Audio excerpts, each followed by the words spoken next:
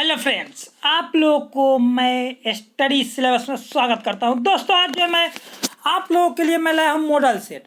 तो दोस्तों जो नेट पर वाला जो कहा जाता है कि मॉडल सेट आ चुका है, मैं वही एक खरीद करके मैं आप लोगों के लिए मैं प्रकाशित करना चाहता हूं कि आप लोग केमिस्ट्री पढ़े हैं, मेरा चैप्टर बाई चैप्टर आप लोग ऑब्जेक्टिव देखे हैं, तो इस मॉडल सेट में आप लोग जरूर से जरूर 42 क्वेश्चन है तो 35 एकदम 35 में 35 जरूर आप लोग मार दीजिएगा।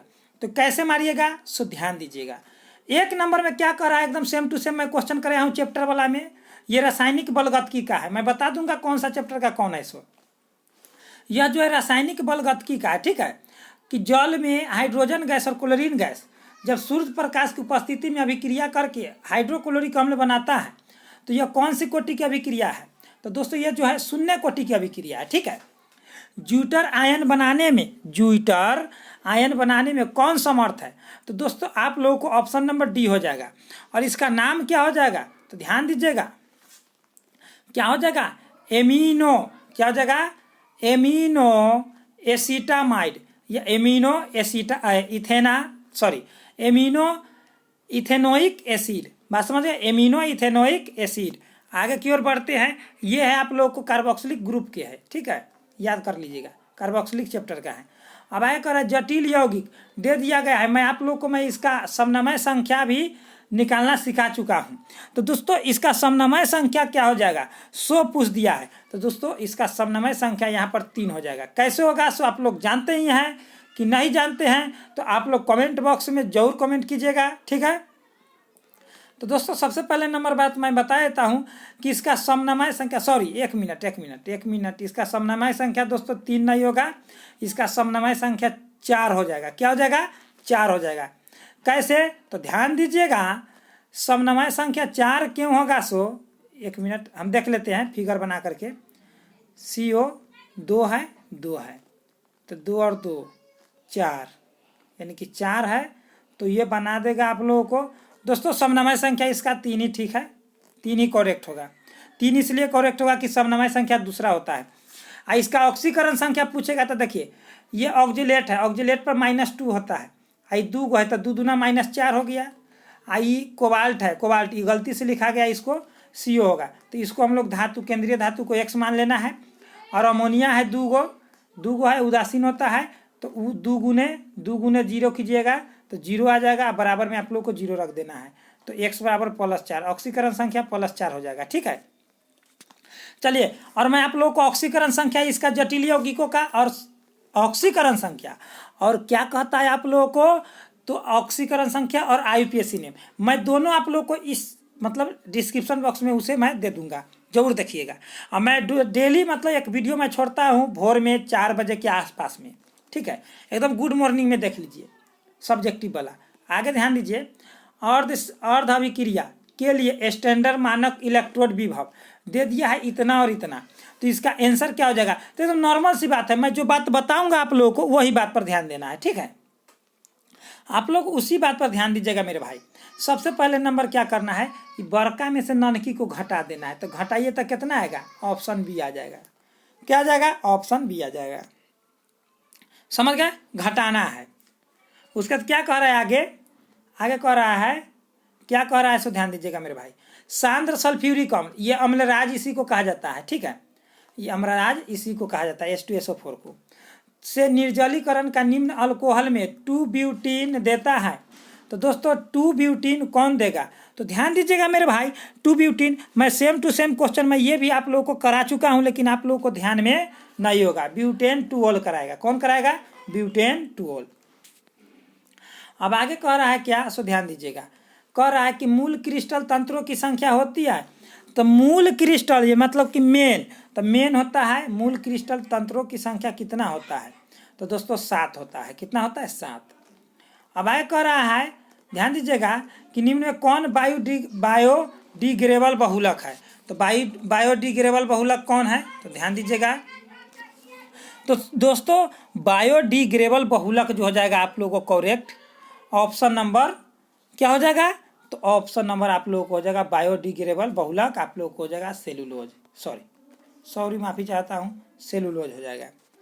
अब ध्यान दीजिएगा आगे की ओर क्या है सो क्या कह रहा है, एक मिनट पिछला क्वेश्चन देखते हैं थोड़ा सा। मूल क्रिस्टल तंत्रों की संख्या ना, चलिए ठीक है, हम सोचे कि गलत बता दिए कि साथे बताना था। कभी कभी होता है हमसे ही हो जाता है भैया कि बोलते हैं कोई या आंसर बोला जाता है कोई के, समझे ना। हाँ, तो ही गड़बड़ हो जाता है, तो थोड़ा सा हमको देखना पड़ता है। कह रहा है सोडियम ऑक्साइड में सोडियम की कोऑर्डिनेशन संख्या कितनी है। तो सोडियम ऑक्साइड में सोडियम की कोऑर्डिनेशन संख्या मतलब उप संयोजन की संख्या कितनी है, 100 पूछा है। तो दोस्तों ये 8 हो जाएगा, ठीक है। क्यों? क्योंकि ये घनाकार संरचना बनाता है FCC की तरह। आगे कह रहा है 5% कैन शुगर जिसका अनुभार इतना दे दिया, आइसोटोनिक है, तो 1% घोल में x के साथ x का अनुभार कितना होगा। तो दोस्तों इसका जो हो जाएगा आप लोग करेक्ट आंसर हो जाएगा आप लोगों को क्या हो जाएगा, तो 68.4। ठीक है, आगे की ओर बढ़ जाते हैं। आगे कह रहा है क्या, सो ध्यान दीजिएगा। निम्न में लायोफिलिक क्लोराइड है। तो लायोफिलिक और लायोफोबिक 2 क्लोराइड होता है, जिसके बारे में मैं पूरा चैप्टर में बना चुका हूँ। प्ले लिस्ट पर आप लोग जा करके देख सकते हैं पूरा चैप्टर, एक भी क्वेश्चन इसमें से नहीं छूटेगा। मैं ऐसा चैप्टर में तैयार किया आप लोगों को तैयारी करा दिया हूँ। तो दोस्तों 10 का जो हो जाएगा आप लोग करेक्ट आंसर हो जाएगा कुहासा। ठीक है, कुहासा हो जाएगा लायोफिलिक क्लोराइड। आगे क्या आता है सो ध्यान दीजिए। आगे कह रहा है कि भूपर्पटी पर प्रचुर मात्रा में पाई जाती है। तो दोस्तों एल्युमिनियम, क्या पाया जाता है, एल्युमिनियम। कह रहा है निम्न में से कौन सा सबसे शक्तिशाली ऑक्सीकारक है। तो दोस्तों फ्लोरीन है। कौन है, तो फ्लोरीन है। कौन है, तो फ्लोरीन है। निम्न में से किसका आयनिक विभव मान अधिकतम होता है। तो आयनिक विभव मान किसका अधिकतम होता है सो पूछ दिया है। तो मेरे प्यारे लाल और सुंदर लाल, आप लोगों को मैं बताने जा रहा हूं कि फास्फोरस, क्या बताने जा रहा हूं, तो फास्फोरस। हाँ, निम्न किसकी आकृति चतुष्फलकीय है। तो मेरे भाई आप लोग को हो जाएगा चतुष्फलकीय एकदम करेक्ट और सटीक आंसर निकेल टेट्राक्लोराइड। ठीक है, निकेल टेट्राक्लोराइड यानी कि टेट्राक्लोरो, ठीक है, टेट्राक्लोरो निकलेट 2 यानी कि 2 आयन हो जाएगा। ठीक है, 2 आयन। अब कह रहा है कि यह सूत्र किसका है। तो ध्यान दीजिएगा यह सूत्र किसका है। तो देखिए CnH2n+2 एल्केन का है। तो एल्केन का आई एल्कीन कहेगा ना तो CnH2n हो जाएगा। ठीक है, एल्काइन कहेगा तो CnH2n -2 हो जाएगा। याद रखिएगा ये वाला। तो यह सूत्र आप लोग याद रखिएगा। एगो ही में पूछा है तो कहीं दोसर पूछ देवे, हमर कहना हम समझते हैं ना भैया। हाँ, अरे भैया आप लोग तो समझबे करते हैं जो है सही है।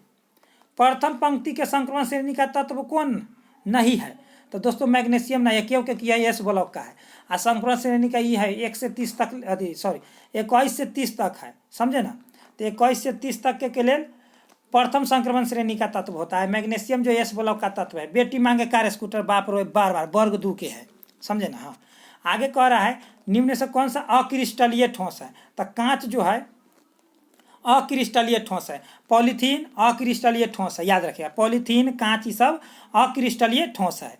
यदि दोस्तों आप लोग को अच्छा लग रहा हो तो समझ में करते हैं, एक लाइक तो बनता है, अपने भाई के साथ शेयर भी कर दीजिएगा। हाँ, और दुश्मनवा को भी कर दीजिएगा।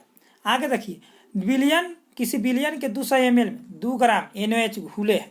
तो बिलियन की मोलरता है तो दोस्तों 0.25। ये कैसे आया है इसके बारे में मैं वीडियो बना चुका हूँ।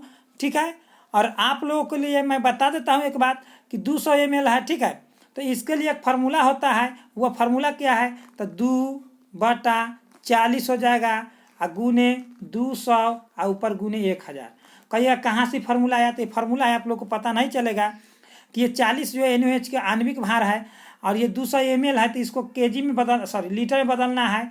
तो इसको में भाग देंगे 1000 से, तो नीचे भाग देंगे 1000 से, तो ऊपर 1000 चल जाएगा। तो ऊपर 1000 आ गया और ऊपर 2 है। ठीक है, ये ग्राम दे देगा से ऊपर, तो ये 5 दाम में कट जाएगा। ठीक है, 5 दाम में कट जाएगा। अब देखिए ये 5 और 2 तो 5 दूना 10 है ना, तो 4 दाम में तो 1/4 आया। तो 1/4 मतलब 0.25 आएगा। कितना आएगा, 0.25। चलिए आगे की ओर बढ़ जाते हैं। अब आगे देखिए क्या है क्वेश्चन सो, देखिएगा मेरे दोस्तों आगे क्या क्वेश्चन है सो।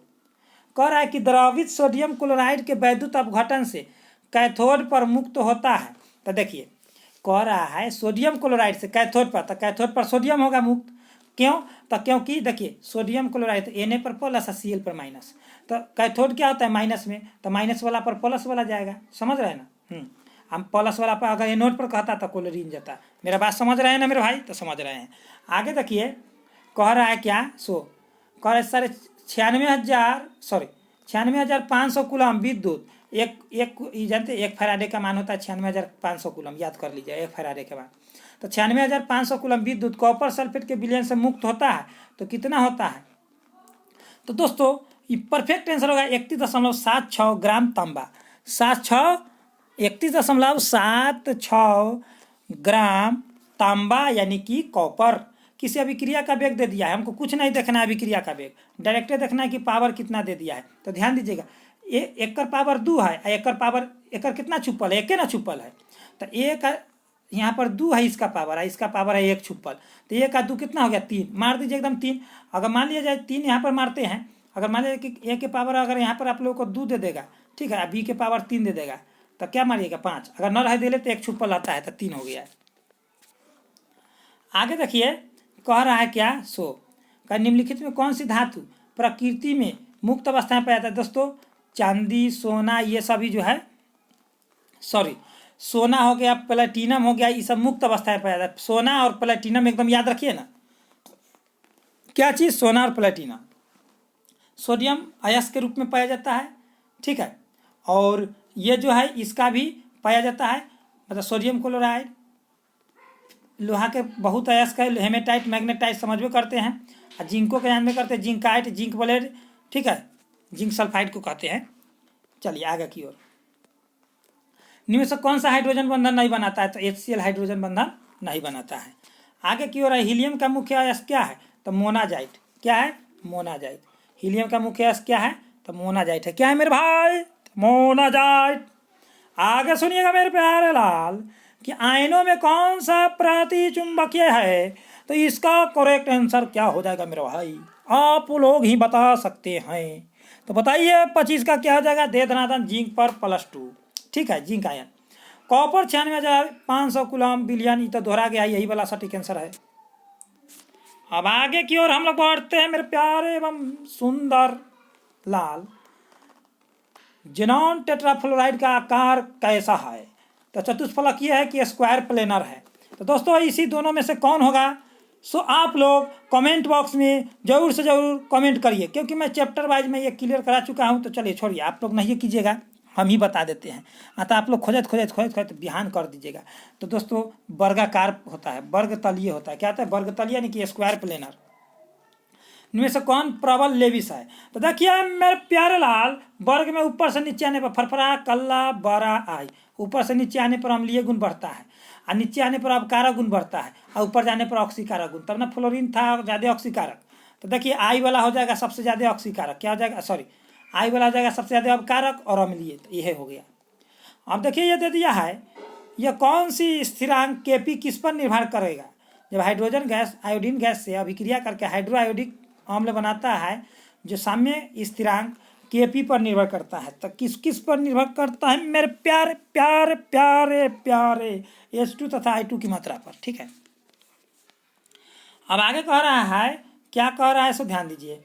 कह रहा है कि अभिक्रिया दिया गया, तो अभिक्रिया कोटि कितना होगा? तो देखिए दोहरा गया है, 2 आए एगो ए पर छुपल है, तो 3 ना हो गया, मार दीजिए 3। धक धक धक धक, अरे भैया धक धका देने का, भैया धक धका देने का। सुनिए आप लोग कमेंट बॉक्स में कमेंट जरूर कीजिएगा। मैं चैप्टर वाइज तो करा ही दिया हूँ, अब तो दे दनादन करना है, दे दनादन, समझते हैं ना? हाँ। कौन सा धातु साधारण ताप पर द्रव की अवस्था में होता है? तो धातु का है तो पारा साहब, जिसका संकेत Hg होता है, ठीक है, समझे? हाँ समझे।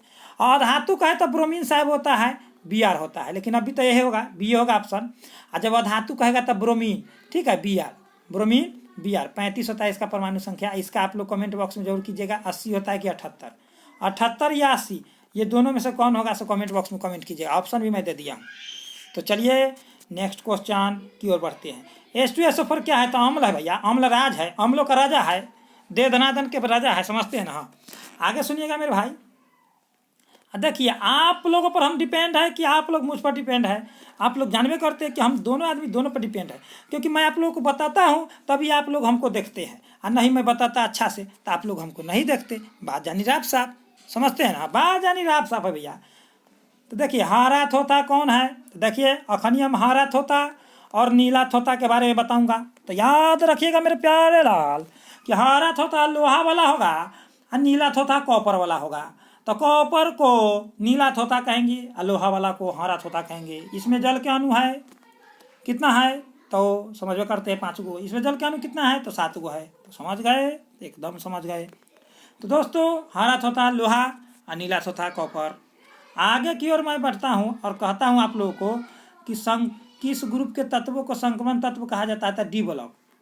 अब एफ ब्लॉक को क्या कहा जाता है, तो अंतः संक्रमण। ए से एवं पी को क्या कहा जाता है, संक्रमण नहीं कहा जाता, इसको सामान्य या प्रतिनिधि तत्व। ए से एवं पी को सामान्य एवं प्रतिनिधि तत्व कहा जाता है, और जबकि डी ब्लॉक को संक्रमण, एफ ब्लॉक को अंतः संक्रमण। क्यों, क्योंकि सबसे नीचे रखा हुआ है तो अंतः में हो गया। अब आगे की ओर क्या कह रहा है, सुनिएगा मेरे प्यारे लाल।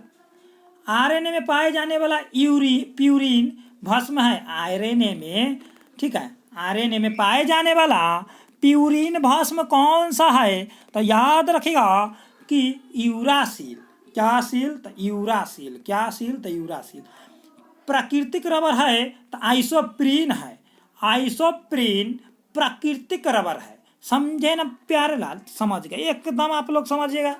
प्राकृतिक रबर किसका बहुलक है, तो याद रखिएगा मेरे बात। अगर ये बात याद कर लेते हैं तो सब दिन के लिए याद रहेगा कि सिस आइसोप्रीन का प्राकृतिक रबर जो है बहुलक है। अब लास्ट की ओर हम लोग बढ़ गए हैं। इससे पहले आप लोग एक कमेंट जरूर कर दीजिएगा, एक लाइक जरूर करके जाइएगा मेरे प्यारे लाल। चलिए क्या कह रहा है सो ध्यान दीजिएगा। सहबहुलक का उदाहरण कौन सा है, तो दोस्तों सहबहुलक का उदाहरण जो है इसमें दोस्तों नायलॉन 6 है। संघनन बहुलक का उदाहरण कौन सा है, तो मेरे प्यारे दोस्तों संघनन बहुलक का उदाहरण जो हो जाएगा सो आप लोग जानते ही हैं कि नायलॉन 6 ये दोनों गोतिया है। और समबहुलक, समझे ना, समबहुलक और संकलन बहुलक दोनों गोतिया है, समझे ना। हाँ, अब आगे की ओर हम लोग बढ़ते हैं। क्या है सो ध्यान से सुनिएगा। देखिए भैया, आप लोगों के लिए मैं इतना मेहनत कर रहा हूँ, जितना हो सके आप लोग एक ग्रुप बना लीजिए और हमसे जुड़ जाइए। मैं उस पर, मुझे भी उस पर डाल दीजिए, और मैं उस पर जैसे ही वीडियो अपलोड करूँगा वैसे ही मैं शेयर कर दूंगा। आप लोग कहीं से भी हो, केवल ग्रुप बनाइए। केमिस्ट्री में एकदम मैं कह रहा हूँ ना 90+ नंबर आएगा एकदम आएगा। हाँ चलिए ध्यान दीजिए। कह रहा है इनमें से किस परिरक्षक का उपयोग किया जाता है परिरक्षक के रूप में, तो सोडियम बेंजोएट का। किसका, सोडियम बेंजोएट का। मैं सूत्र लिखता हूँ C6H5 और COONA। ऐसे भी हो गया सोडियम बेंजोएट, ठीक है। ये सोडियम, इतना का नाम है बेंजोएट। अब आगे सुनिए, एक नक्शा बनाता हूँ मैं यहाँ पर। ये भी हो गया बेंजीन, और ए में हो गया ये हो गया आप लोगों को सोडियम, इतना का नाम हो गया बेंजोएट, ठीक है। चलिए आप लोग समझ गए हैं। 42 में है, कौन कृत्रिम मिठास अभिकर्ता है या उत्पन्न करने वाला है, तो कृत्रिम मिठास मतलब समझते हैं ना भैया। मेरे प्यारे भाई, आप लोग समझते हैं कि नहीं समझते हैं, तो आप लोग नहीं समझेगा तो कौन समझेगा। ये सब के सब है। सैकरीन है, एस्पार्टेम है, सोडियम साइक्लोमेट है, ठीक है, सोडियम साइक्लोमेट है। तो आप लोगों को यह सेशन कैसा लगा कमेंट बॉक्स में कमेंट कीजिएगा, और अपने दोस्तों के साथ शेयर कीजिएगा। और दोस्तों अगला वीडियो देखने के लिए एकदम गुड मॉर्निंग में 4 से 5 बजे के बीच में इंतजार कीजिएगा। तो चलिए दोस्तों, इतना ही पर। Best of luck. जय हिंद, जय भारत।